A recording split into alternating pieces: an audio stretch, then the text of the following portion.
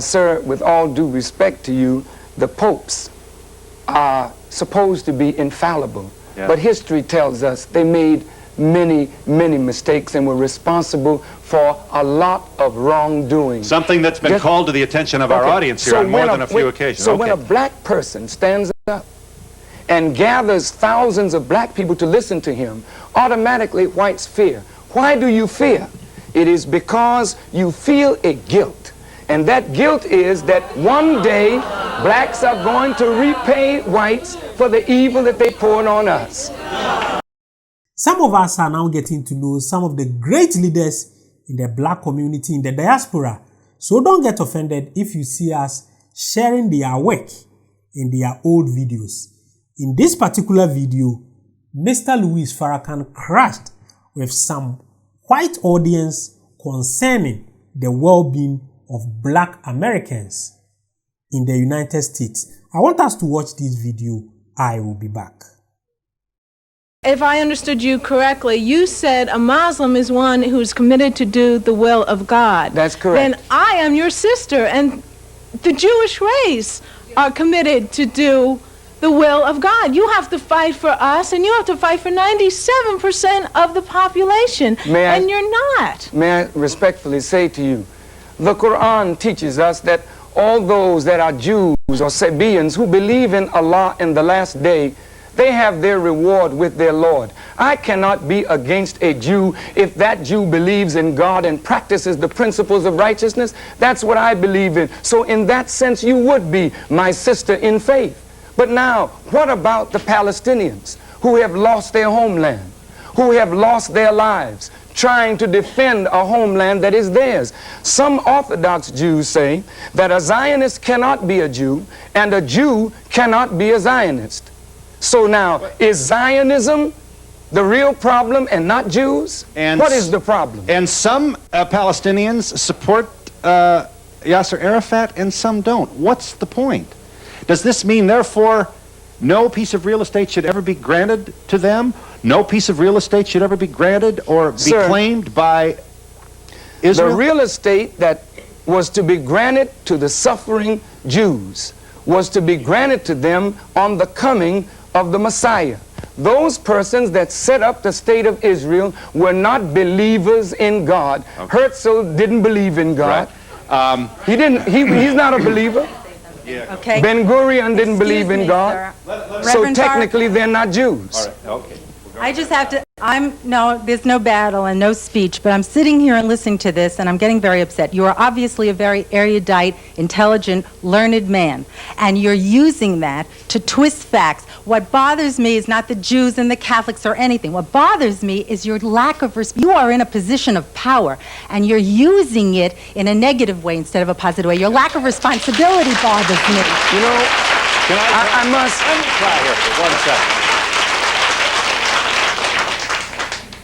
He may not say this, but here's the disquieting part of this. The nice guys don't have any power. And he has more and more people showing up at more and more rallies saying, I've had it. I've had it. I marched, I sang, we shall overcome, I did all that stuff, and look where I am. Why are they showing up like this? It is because those in positions of power that were white have misused their trust and their responsibility. I am not misusing power. I'm not advocating that blacks riot. I'm not advocating that they stick up. I'm not advocating that they kill white people. I'm not advocating that they break the law. I'm advocating that we unite and pool our resources to change the conditions under which we live. What is so improper about that responsible use of power? Okay. What's improper is the fact that you're not saying directly, you didn't say you were going to kill Coleman directly, but by using inflammatory words, you are creating an image. That's the point. I think you have a responsibility. The television created the image. Mr. Farrakhan, I've heard an awful lot about this power movement. Would you explain what that means in detail so that the public... And just a little detail. It's an hour. Well, power is an acronym that stands for people organized and working for economic rebirth. We do not believe, sir, that black people should continue to depend on whites to do for us what we should be doing for ourselves. We believe that a lot of the responsibility must rest firmly on our own shoulders. We should turn that production power back into our own hands, build our own schools, our own factories, employ our own people. This would make a stronger black people. It would make a stronger America if blacks were allowed to do so. Is the caller there? Hi. Yes, I am. I don't have a lot of time. Go ahead. Phil? Yes, ma'am. I would just like to make a statement in reference to your guest today. He is the most hypocritical call of himself a minister, sitting up there with his bodyguards. If he's so godly and holy, why did he need bodyguards? Also, he was the downfall of Reverend Jesse Jackson with his big mouth. Well, I thank you for your call, ma'am. The Pope has bodyguards, and he is His Holiness. So if the Pope can have his, and the President can have his, and the Mayor can have his, in a society like this, when people disagree with your position, they will take your life. I think it's an act of wisdom on my part to watch while others pray. Now, as far as Reverend Jackson is concerned, most whites didn't agree that he didn't have a chance in the beginning. So I could not have been a downfall to a man that you never gave a chance to become a black president of the United States. So my words were used to hurt Reverend Jackson because this country was not ready to see a true rainbow coalition of black, brown, red, yellow, and white people who are interested in changing the political landscape of this country. And I would welcome that. Yes, I would. You would welcome what? I'm sorry. You would?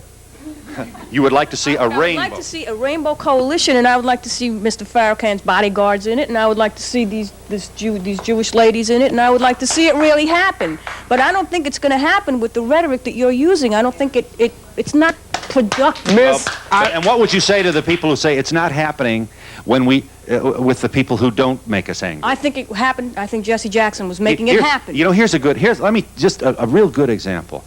The Klan membership is apparently, we have a lot of people scared out there. And I mean, they've got kids with the little uniforms and that will get larger if white people don't condemn it.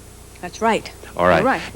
Now, in the age at this moment in the history of our republic, with Clarence Pendleton, we don't want any quotas, with everybody claiming to have a brother-in-law who didn't get a job because a black guy got it, with unemployment being as high as it is, in an age like this, it's easier not to say anything.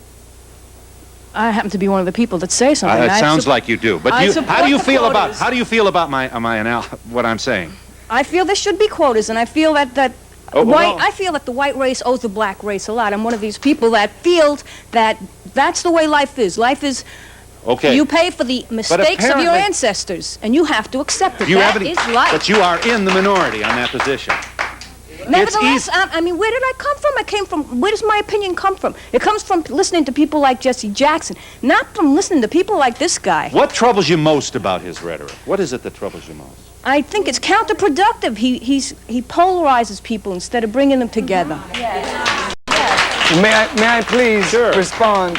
You know, black folk need to be brought together. Black people, yes. We need to be brought together so that our moral voice can be heard in this country. It's wonderful to talk about blacks and whites together, but Jesus said, love your neighbor as yourself. So neighbor love is predicated on self-love. You will agree with me that the black community is destructive of itself. And somebody needs to teach black people to love themselves, to love each other, to come into unity with each other. So, wait just a minute. And calling Judaism a dirty religion enhances I never said that. There again, Mr. Donahue, you are repeating the lies that have been told about me. Let me say this. If the white American public had a chance, and this is why I enjoy being on your show, Mr. Donahue, because it does give me a chance to express myself before the American public. You get a chance to hear me and to see me and to reason with me. And if we could set aside what the press has said. You listen to what I say and judge what I say, then will your judgment be the same? In fact, I asked for a dialogue with the Jewish leadership of the B'nai B'rith. They denied that. Sir, with all due respect to you, the popes are supposed to be infallible. Yeah. But history tells us they made many, many mistakes and were responsible for a lot of wrongdoing. Something that's been called to the attention of our audience here on more than a few occasions. So when a black person stands up and gathers thousands of black people to listen to him, automatically whites fear. Why do you fear? It is because you feel a guilt. And that guilt is that one day blacks are going to repay whites for the evil that they poured on us. That's why you don't want a black person to be a strong black leader. Yeah, I'm concerned about a statement you made at the beginning of the show as far as religion goes. Each one that has their own religion follows their God. Why would you even question what a Jew is when they follow their God? The same as you follow your God and I follow mine. What I'm questioning is not one's right to follow one's God. I'm questioning a practice of injustice that has deprived Palestinians of their homeland and deprived blacks and Indians of justice in the United States. All the people that deprive us claim to be religious. But you don't promote. Incidentally, you're not alone, as you must know, in your feeling about that agony. You don't promote the possibility of peace by using words like great to describe Hitler. I still can't believe that you in your heart think there's something promoting the general welfare embodied in that kind of rhetoric. Sir, I don't think you believe that. Again, you know, you are an intelligent man, Mr. Donahue. You know the dictionary.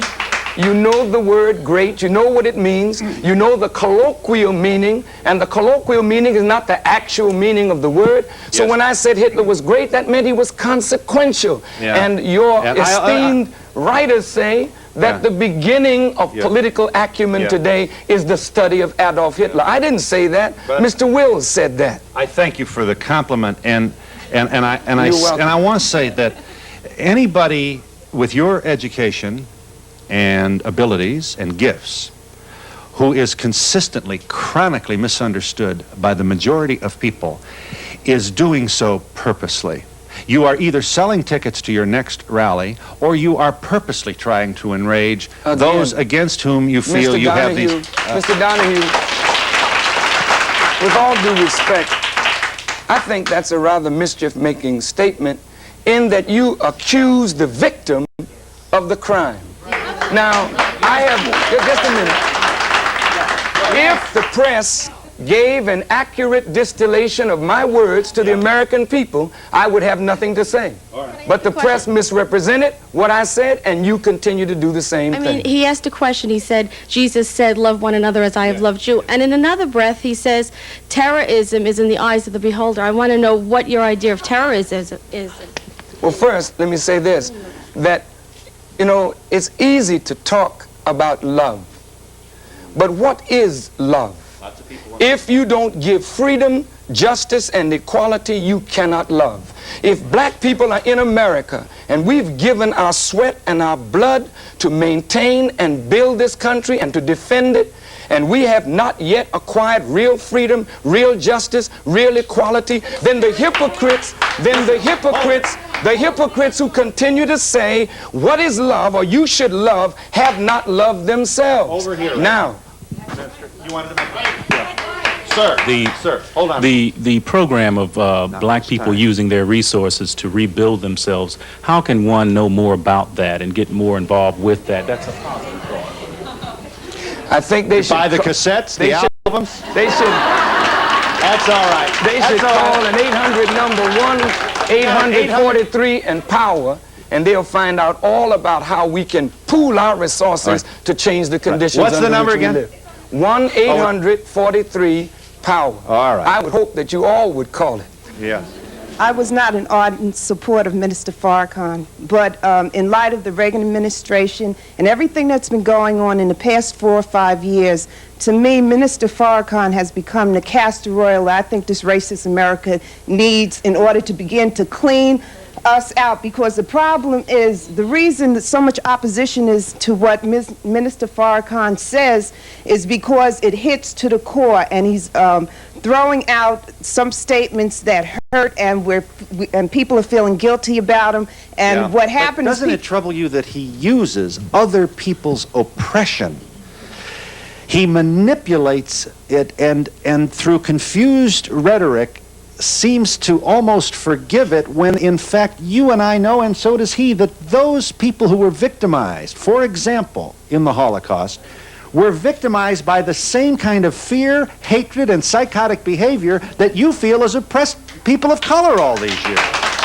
Now, why do that? Why use someone else's agony to try and get attention for your own? Whose language? No, we're not using someone else's agony. We're using our own agony. That's right. Black folk are agonizing in America, not because of Adolf Hitler, but because of Reagan administration, because of former administration's inactivity to solve the problem of justice for black people. And the other point is that white America wants us to use their language of oppression, and if we talk the way white America feels, then it's okay, but as soon as we start talking from our black perspective, then all of a sudden it's racist. And do you know why this is, sister? You know why this is? Because most whites actually still feel that they're in the position of the slave master and we're the slave. Just a minute.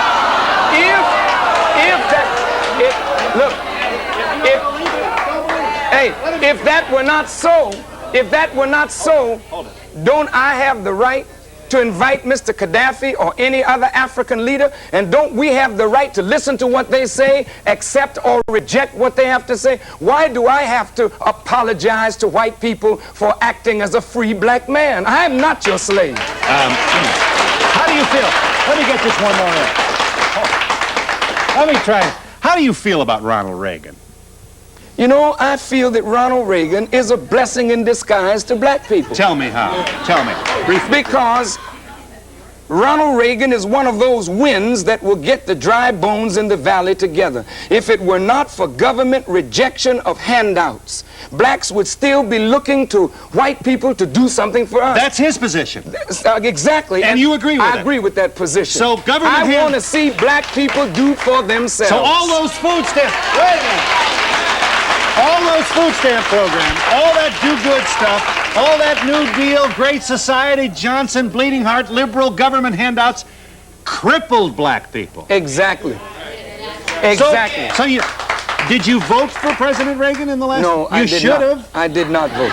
You should have. I did not. I feel that the more Mr. Reagan continues these kinds of policies, the more black people will be forced to rely on themselves. It's one thing to say to America, you've been bad to us. All right. But it's another thing to also say on the other side, look at the blessings we've gotten out of America. We have gotten good education.